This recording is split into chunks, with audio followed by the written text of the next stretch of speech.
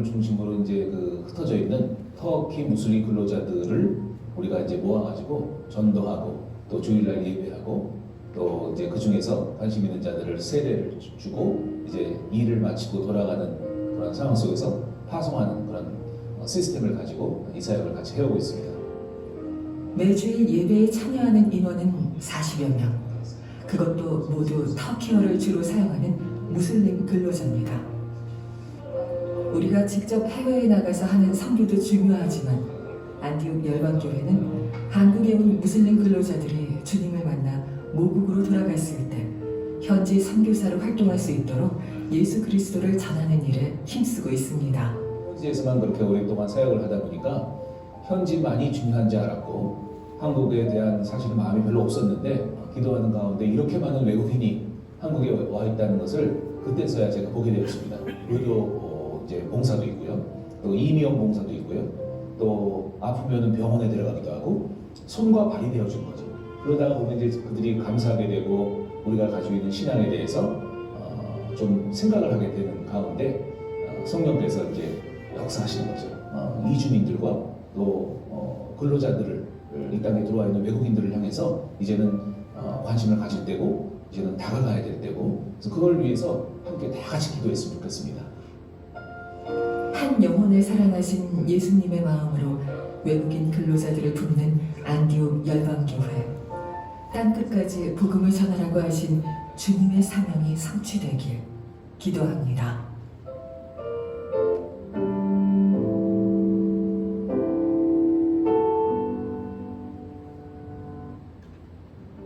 네, 안녕하십니까. 반가우니까 오늘 제가 이 처음으로 강의를 하게 됐는데 마지막 강의라는 걸 알게 되었습니다. 다시 강의가 계속 바뀐다고 아까 그러셔서 집사님이 처음이자 마지막으로 여러분께 인사를 드리는 김요셉 선교사입니다. 반갑고요. 저는 터키에서 20년을 있다가 돌아와서 의정부에 교회를 개척 설립을 해서 15년째 무슬림들 우리 근로자들만 모아가지고 15년째 선교 목회를 지금까지 하고 있습니다. 그냥 35년 차 선교사죠. 35년 차. 얼굴은 뭐 저렇게 애띠게 보이는데 어떻게 35년까지 했단 말인가? 혹시 어릴 때 갔단 말인가? 뭐 이런 생각들이 좀 드실 수도 있겠습니다만 자세히 보면 주름살과 이 소각머리 빠져 있고 예? 충치들 많고 무릎이 흔들리고 저도 64세입니다. 저는 오늘 터키에 대한 얘기는 살짝 접어두고 무슬림에 대한 얘기를 이렇게 드릴 예정이에요. 제가 좀 앞으로 이렇게 보면서 할 수가 없나요? 저 화면이 예. 제가 이제 터키 하면은 거의 뭐 제가 대명사처럼 지금 나오진 않지만 아무튼 뭐 이쪽 저쪽 방송을 내가 타가지고 예전에 KBS에서 했던 바이블 루트라는 그런 프로그램이 있었어요. 그 바이블 루트에서 내가 터키 편을 안내를 했었고요. 그 다음에는 EBS라는 프로그램 여러분 많이 보시죠. 세계 테마기행, EBS의 세계 테마기행에서 터키 편을 제가 큐레이터로 해서 한번 안내를 한 적이 있고요. 그 뒤에는 TVN의 벌거벗은 세계사라고 들어보셨죠? 벌거벗은 세계사의 오스만 제국과 커피라는 제목으로 강의를 또 했었고, 또 작년에는 KBS에서 쌤과 함께 뉴스픽 쌤과 함께라는 그 시사 프로그램이 있는데 거기에 나가서 연예인들이랑 같이 했는데 아무튼 뭐 4번을 이렇게 방송을 큰 방송국에 나가서 방송을 했음에도 불구하고 단 한 번도 저는 알아본 사람도 없고 그 PD가 고생해가지고 세계 테마기행을 가서 찍는데 나보고 너무 힘드니까 나 못하겠다고 했더니 조금 참고 교수님 참고 들어가시면 나중에 유명인이 되실 거라고 사인 준비하시라고. 웬걸 단 한 명도 지금까지 알아본 사람도 없고 그래서 네? 보신 적 있어요? 한 분 여기 계시네. 제가 의정부 이 안디옥 열방교회에서 선교 목회를 하다 보니까 여기 경기 북부 지역의 그 이주민 교회 연합이 열선넷이라고 했는데 이 교회에서 계속 세미나하고 모임을 했었어요. 저도 꽤 많이 여기 그 세미나에 참석을 했었는데 이 자리에 이렇게 서서 여러분들께 이렇게 강의로 인사를 드리는 건 처음인 것 같아요. 같이 오늘 준비한 내용을 가지고 같이 나눠보도록 하겠습니다. 50분밖에 안 되는 짧은 시간이어서 제가 조금 나눠드린 프린트물은 전체 그 내용이라고 보시면 되고 제가 그 중에서 50분 분량에 맞춰가지고 강의를 요약하는 식으로 하겠습니다. 오늘은 무슬림에 대한 키워드입니다. 이렇게 강의 그 프린트물에 보시면 1번부터 6번까지 자그마치 큰 제목들로 많이 그 프린트물 분량이 많은데 이거를 제가 줄여가지고 할 예정입니다.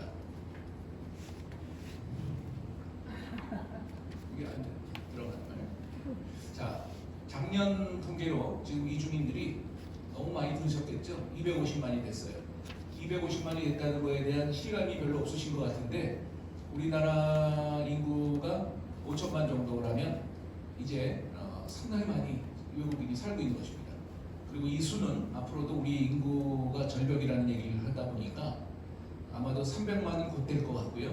또 350, 400만까지도 저희 세대에 이루어지지 않을지라도 곧 우리나라는 마이너스 출산율이라고 하잖아요. 그러다 보니까 이 300만, 400만 가는 것은 시간 문제라는 생각이 되어집니다.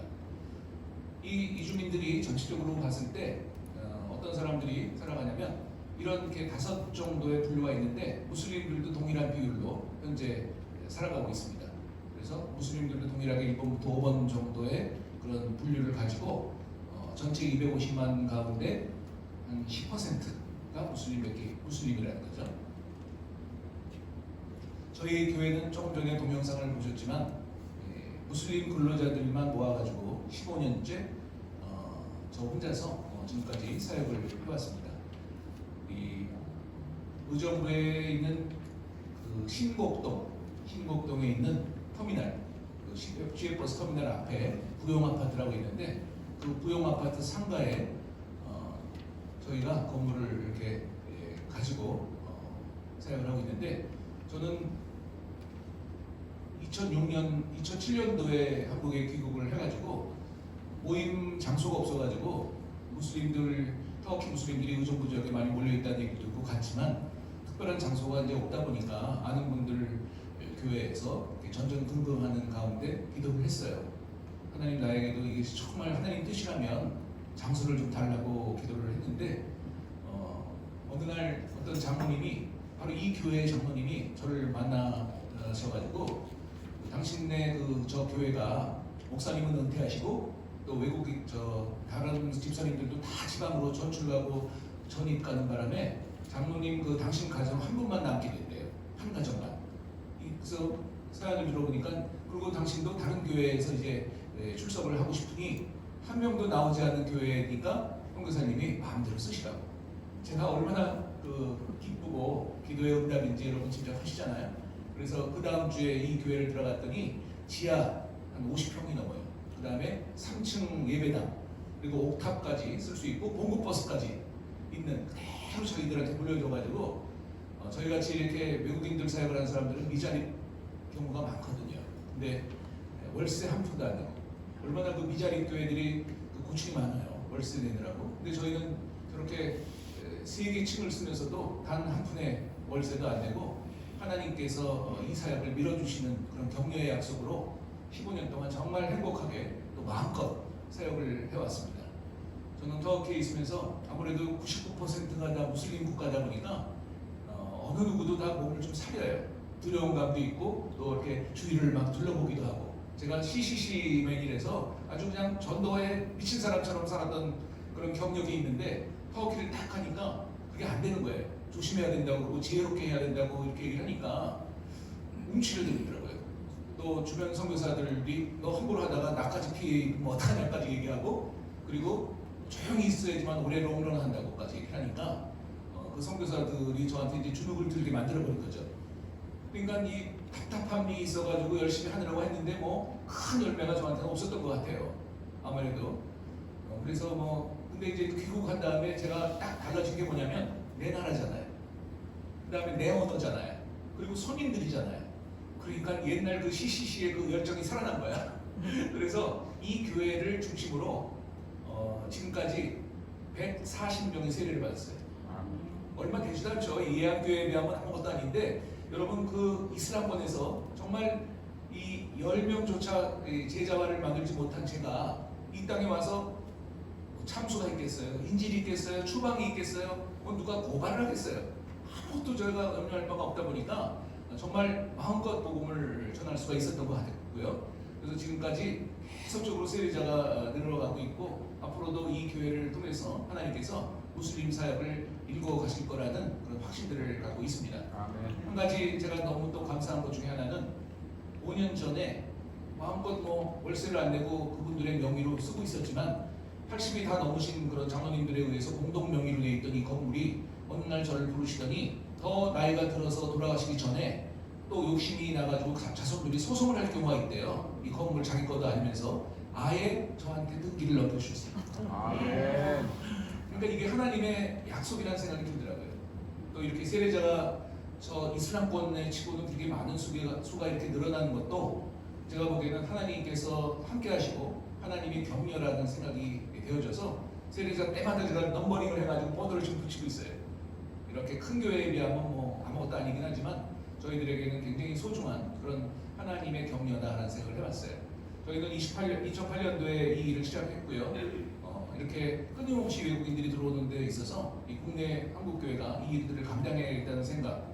그래서 더 이상 이제 해외로 나간다는 것도 중요하지만 우리는 여기가 땅 끝이다, 의정부가 땅 끝이다라는 생각을 가지고 열심히 지금까지 고군분투하고 있습니다. 레위기 19장 30절 유명한 말씀이죠.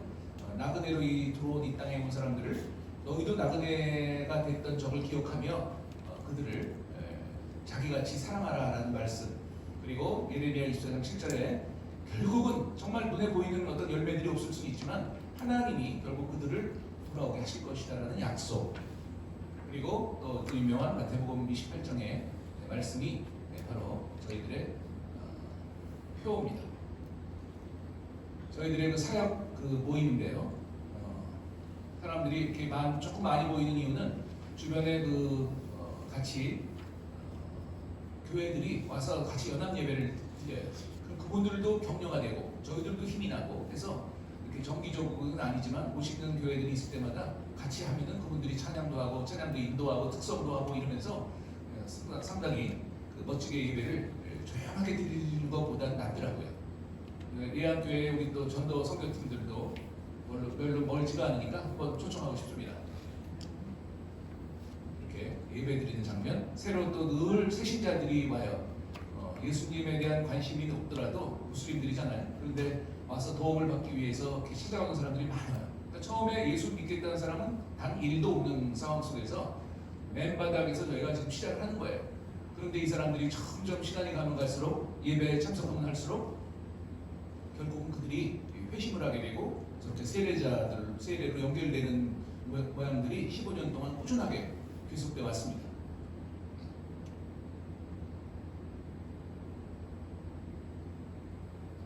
세례 장면, 그다음에 세례를 하고 기념사진 찍는 장면들, 이런 부분들이 끊임없이 계속되어 오고 있습니다.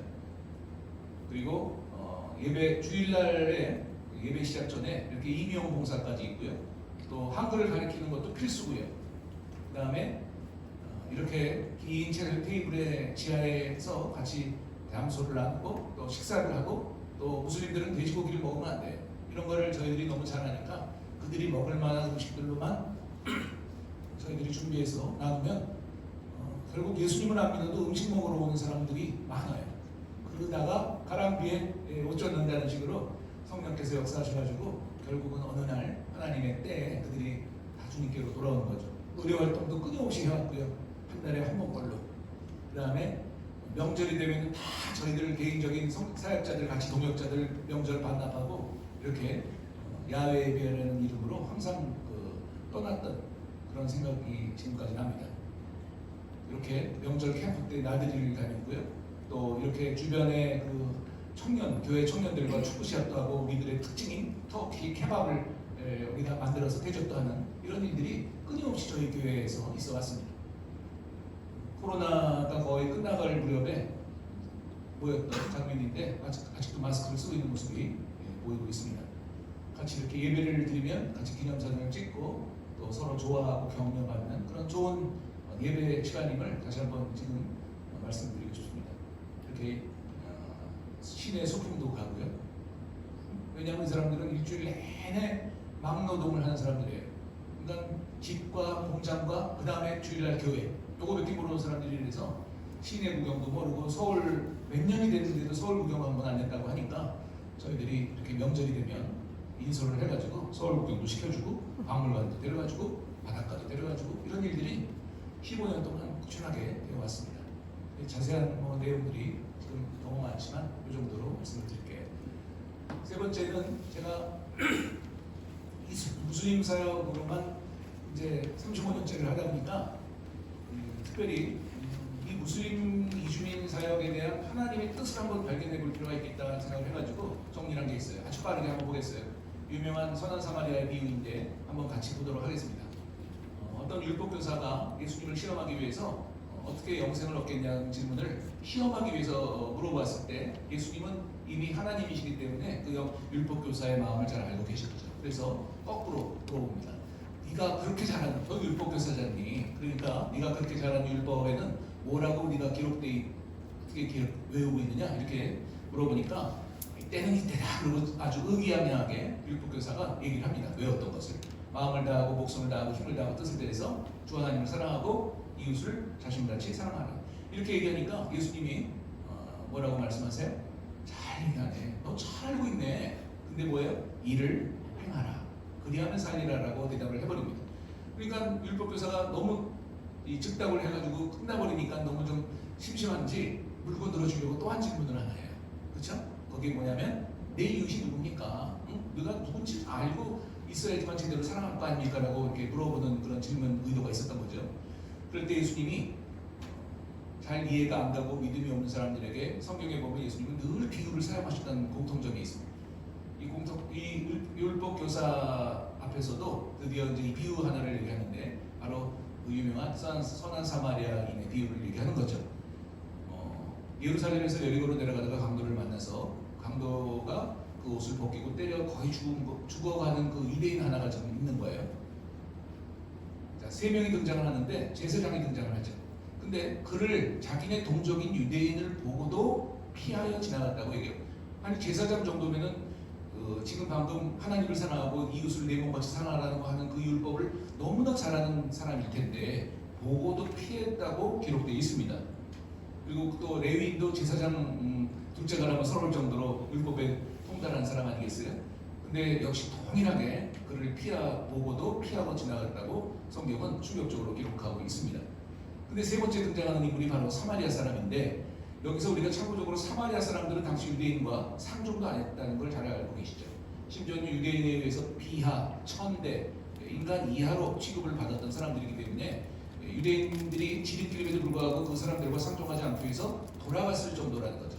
그 정도로 사마리아 사람들은 거꾸로 보면은 상처 속에서 살았던 사람들이에요. 유대인들이 자기를 못같이 여기고 인간 이하로 여기는 그 상처 속에 눌림을 받으면서 살았던 사람이라는 것을 충분히 짐작해 볼 수가 있습니다.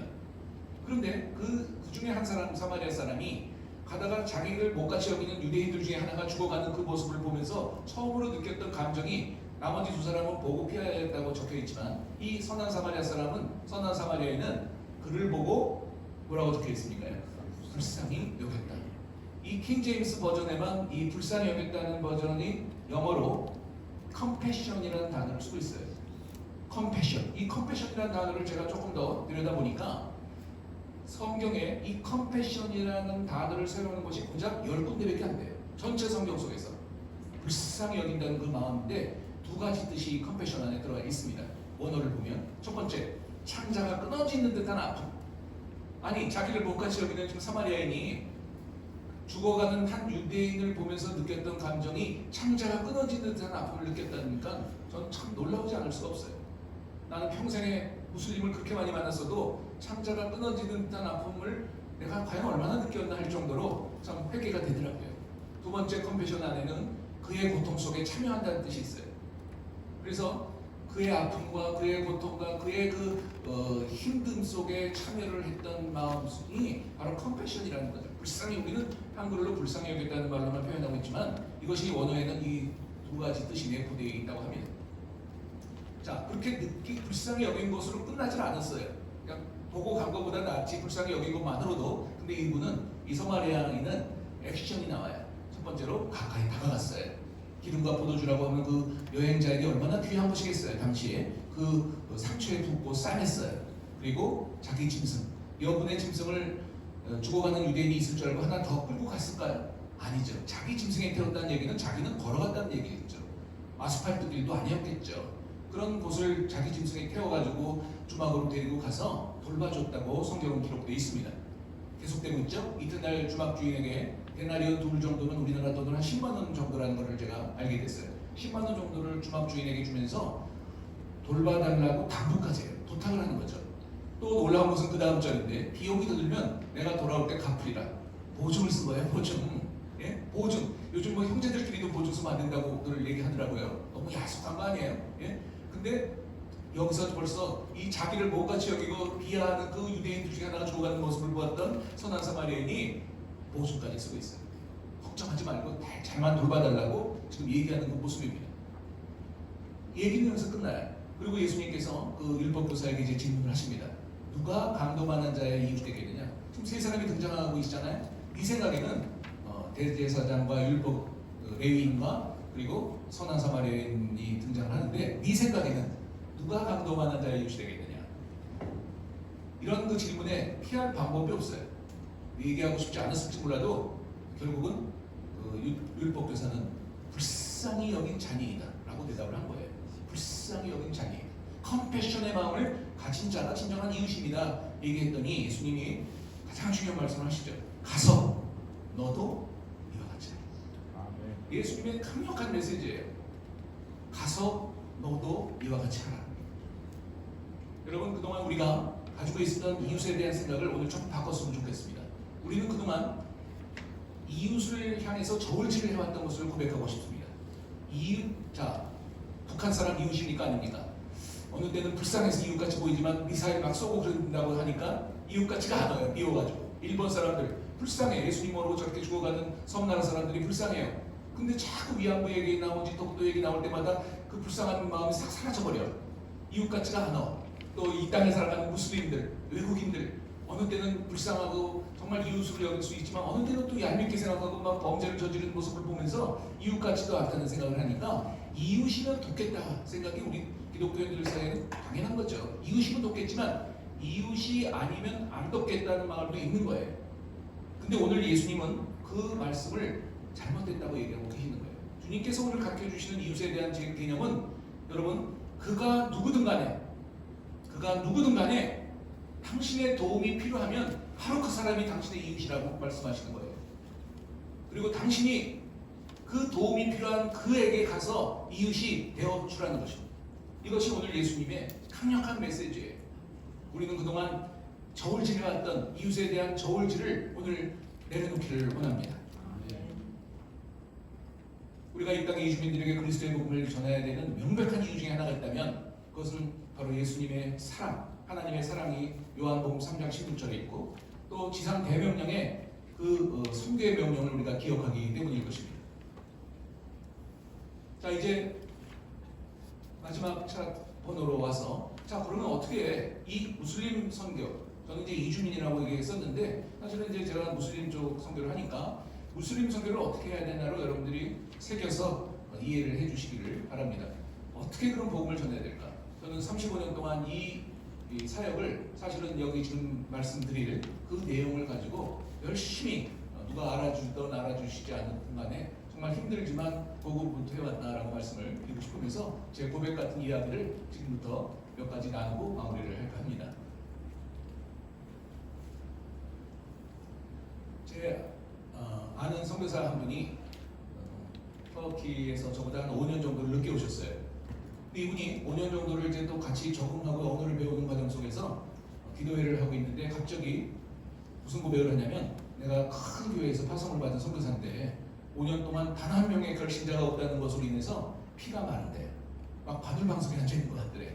왜냐하면 어렵게 재정을 들여가지고 헌금을 받고 있는데 뭐라도 해야 될 것 같고 열매라도 억지로라도 맺어야 된다는 생각이 부담감으로 있었던 것 같아요. 선교사님이.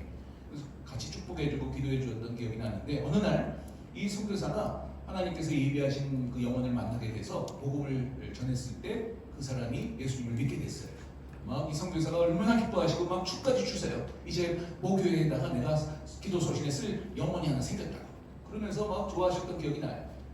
이 선교사님이 어느 날 영국에 그 선교 대회가 있어가지고 잠깐 가시게 됐는데 이 순원이 되었던 이 현지 형제가 그 선교사에게 그러더래요.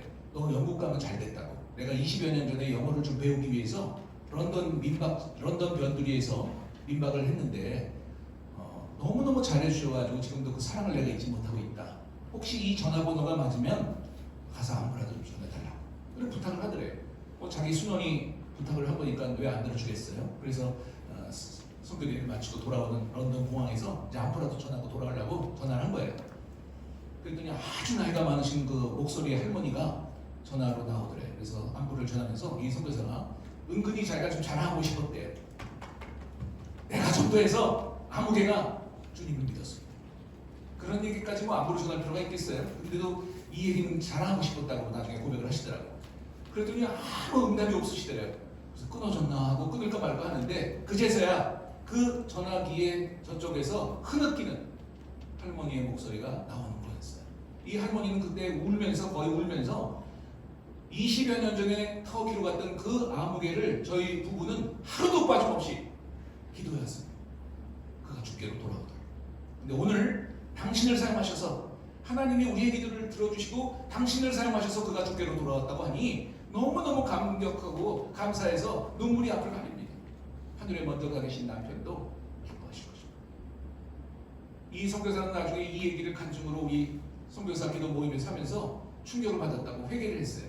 왜? 자기의 성김과 자기의 노력과 자기의 언어와 자기의 희생을 통해서만 이 형제가 주께로 돌아왔지 착각하고 있었다는 거예요.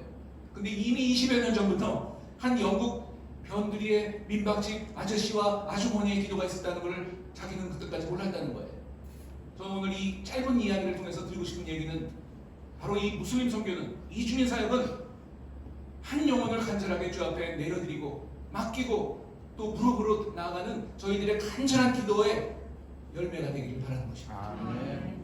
이런 간절한 기도가 있을 때 주님의 때 우리는 좀 성급해 하잖아요. 인내가 없기도 하잖아요. 근데 주님의 때에 그가 주님의 방법으로 돌아오게 될 것을 저희가 믿어야만 될 것 같습니다. 두 번째로 제가 이스탄불이라는 곳에서 사역을 하는데 한 그 형제가 예수님을 믿고 사실 이슬람권에서 예수님을 믿어도 좀 조마조마해요. 자신 있게 그 예수님 믿었다고 하는 기쁨과 자유를 만끽하면서 막 외치질 않아요. 사람들도 무서우니까. 왜? 다 무슬림인데? 그러니까 예수님을 믿었어도 조마조마하는데 이 형제는 지금 삭개오 같은 형제야.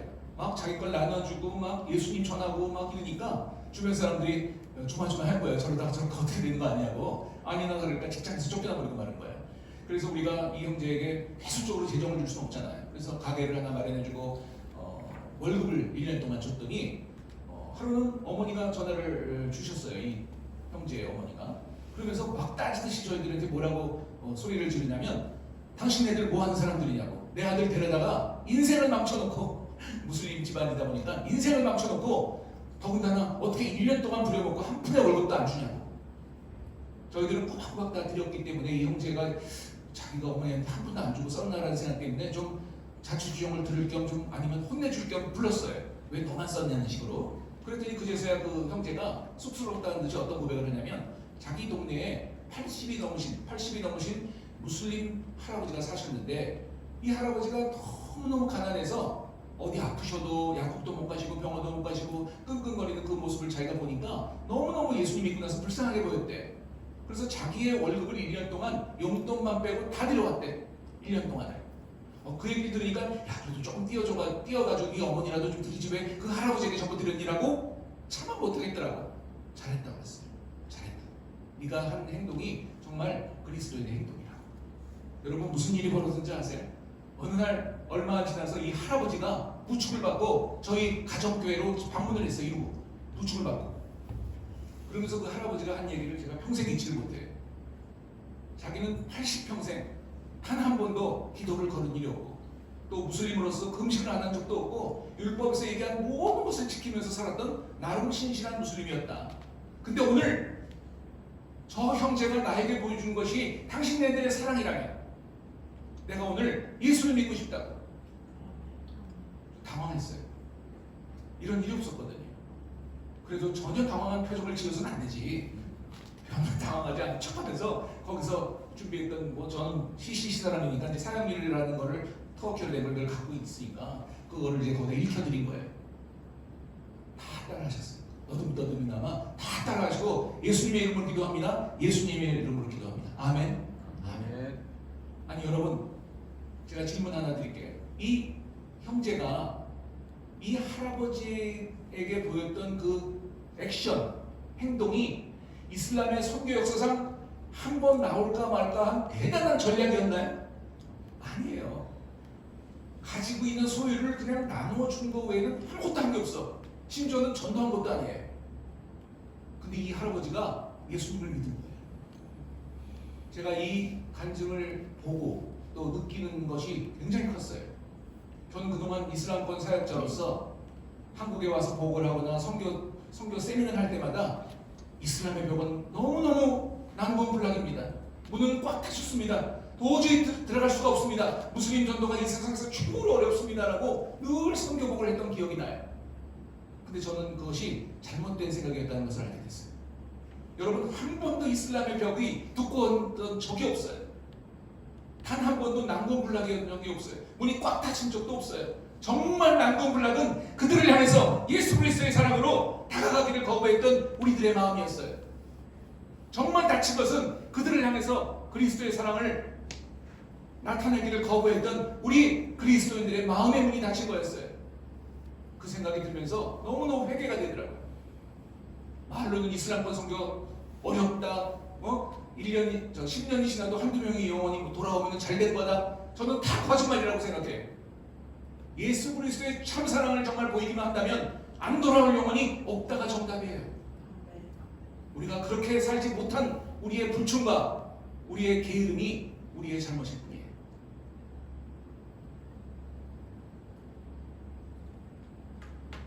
우리 교회를 15년 동안 하면서 제가 목사고 선교사인데 어떻게 시간에 말씀 부르기 형제들 보더라도 타이르고 또 교화해가지고 그리스도께로 인도해야 되는 사람이잖아요, 제가. 근데 어찌나 말씀 부르기가 하나 들어왔는지 내가 기도하면서 하나님 쟤는 좀 데려가 주세요. 저쪽 자기 나라로 좀 보내주세요. 아니 와가지고 해꾸지를 하지 않나, 돈을 뜯어내질 않나, 거기다가 또 협박을 해가지고 너 여기 교회 나오는 거 네 가족들이 아냐고, 너 고발하지 않을 테니까 돈 좀 달라. 이런 식으로 얘기를 하니까 너무 미운 거예요. 그래서 뭐 속으로 끙끙 앓면서 목사고 선교사니까 뭐 가라고 할 수는 없고 그냥 기도만 하는 거예요. 하나님 제 때문에 우리 교회 다 망쳐지고 있습니다. 그러면서 막 기도를 하는데 어느 날 제 기도의 응답인지 몰라도 이 형제가, 이 친구가 터키로 그냥 지쳐가지고 지쳐가지고 그냥 가버렸어. 터키로 돌아가 버린 거예요. 감사합니다 하나님. 응답을 받은 것처럼 생각이 됐어요. 근데 어느 날 제가 이제 한 몇 년이 지나서 터키에 이제 그 세미나가 있어서 또 두고 온 교회도 좀 볼 겸 가게 됐어요. 그래가지고 주일날 예배를 드리려고 교회당, 그 이스탄불의 큰 예배당을 교회를 찾아갔는데 깜짝 놀랐어요. 거기에 이 형제가 와 있는 거야. 그래서 저는 속으로 너무너무 놀래가지고 이 교회 이제 끝났구나 막 그런 생각도 들고 화가 막 나는 거야. 또 무슨 짓을 하려고 네가 여기 와 있냐고 막 내가 삿대질을 했어요. 너 나가라고 빨리. 근데 예전과는 다른 그 아주 표정도 아주 평안해 보이는 이런 얼굴로 나를 꼭 껴안아요. 얘가 왜 그런가 했더니 거기다 대고 나한테 이러는 거야. 나 예수 믿었어. 그래. 저는 그 얘기를 그때까지도 믿지 못했어요. 거짓말하고 있다고 생각했어요. 거짓말하지 말라고. 네가 무슨 예수를 믿냐고. 그랬더니 그제서야 짧은 간증을 얘기하는데 터키로 돌아가서 자기가 비둥비둥 하다가 어떤 그 선교사를 만났대. 거기서 현지에서. 그래서 이제 교제하고 있는데 어느 날 꿈을 꿨는데 온통 다 물바다가 돼가지고 다 죽어가는 꿈을 꿨대. 그래서 자기도 막 물에 빠져가지고 허우적거리는데 하늘에서 흰 옷을 입은 사람이 내려와가지고 손을 덥석 잡더래. 그래서 꿈에서나마 덥석 그걸 살겠다고 잡으면서 누구시냐고 물어봤대요. 꿈에서. 그랬더니 네가 핍박하는 예수라고. 이래가지고 이 친구가 식은땀을 흘리면서 잠에서 깨어나서 그 다음날 교제하던 선교사에게 가서 그 자리에서 예수님을 믿었어요. 여러분 놀라지 마세요. 터키의 지금 영적 현지 리더들 중에 하나가 됐어요. 그리고 교회 목사가 됐어요. 여러분, 한 못난 선교사는 전도는커녕 터키로 돌아가라고 기도하는 사람이 있는가 하면 하나님께서 이 형제를 어떻게 만지셨는지를 보십시오. 저는 이 사건을 통해서 다시 한번 회개하게 됐어요. 내가 인간적으로 이 사람을 주님께로 믿게 하려고 억지로 온갖 힘을 썼던 그 모든 내 행동들이 그렇게 잘못이라는 생각이 들더라고요. 결국 하나님께서 이 일을 하신 거고, 선교의 주관자이신 이 하나님께서, 성령께서 이 일을 이루실 거라는 생각이 든 거예요. 그래서 저는 이 세상에서 여러분 무슬림들의 수가 어느 정도라고 생각하세요? 뭐 거의 기독교인과 뭐 대동하다는 얘기를 많이 해요. 16억, 17억, 18억, 20억까지 막 보는 사람이 있어요. 아니 그렇게 많은 무슬림들, 내가 무슬림권 선교사이긴 하지만 어떻게 전도합니까? 그 많은 사람을. 내 힘은 한계가 있는데, 이런 식으로 기도를 정말 한없이 많이 했었어요. 근데 제가 이 사건을 통해서 뭘 느꼈냐면 하나님이 하시는 거예요. 우리가 그 16억이 되든 20억이 되든 간에 우리가 염려할 것이 못 돼요. 왜? 하나님이 어떤 분이에요? 전지전능 무소부재하신 우주의 왕이신 하나님이 원하시면 20억의 무슬림도 단 하룻밤에 그들의 꿈에 들어가서 뒤집어 엎으실 분이라는 것을 믿게 됐어요. 하나님은 못하실 일이 없는 분이시잖아요. 제가 인간적인 걱정으로 저 사람을 예수께로 돌아오려고 하는 그 안간힘 자체가 필요 없더라고요. 하나님이 하신 일이에요. 저는 하나님께서 정하시고 분부하신 그 사랑을 그냥 평상시처럼 그들에게 보이는 그 일이 더 중요하다는 생각을 했어요. 마지막으로 저는 네 번째로, 이거 말고도 많아요. 철학기도 한번 불러주셔야 돼요. 자, 성경으로 만나는 무슬림들. 무슬림권 중에서 제가 우리 전체 터키에서 통계를 냈어요. 어떻게 저 사람들이 무슬림에서 회심을 해가지고 기독교인이 되었나라는 앙케이트 조사를 했어요. 앙케이트 조사를 했는데 여러분 놀라지 마세요. 그 앙케이트 조사 가운데 나는 이렇게 해서 예수님을 믿었습니다라는 그런 대답한 것 중에 80%가 성경을 읽고 돌아왔다고 적혀있어요. 너무, 그러니까 단기 선교로 그 땅에 말도 안 통하는 가운데 열심을 가지고 그 땅을 방문해서 말은 모르지만 그래도 받았던 그 쪽복음이나 성경을 다 배포를 했는데 처음에는 그걸 안 읽어. 그렇지만 받아놨다가 성 받으려고 장롱 속에 넣어놨던데 어느 날 갑자기 읽고 싶은 생각이 들어가지고 읽었더니 하나님이 그 안에서 역사를 해서 그가 주께로 돌아왔다는 거예요. 하나님의 말씀은 살았고 운동력이 있어. 어떤 날선것보다 예리해서 혼과 영과 관절과 골수를 찔러 쪼개기까지 한 거예요. 그 말씀이 역사하면서 다 뒤집어지더라고요.